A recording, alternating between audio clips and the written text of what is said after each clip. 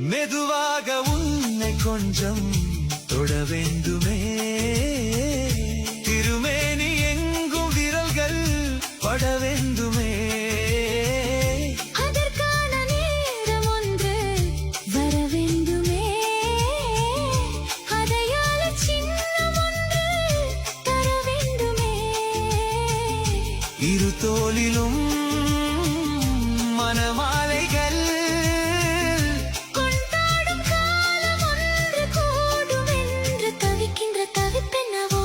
என் கண்மணி என் காதலி இளமாங்கனி என்னை பார்த்ததும் சிரிக்கின்றதே, நான் சொன்ன ஜோக்கை கேட்டு நானமோ நான் நகைச்சுவை மன்னன் இல்லையோ.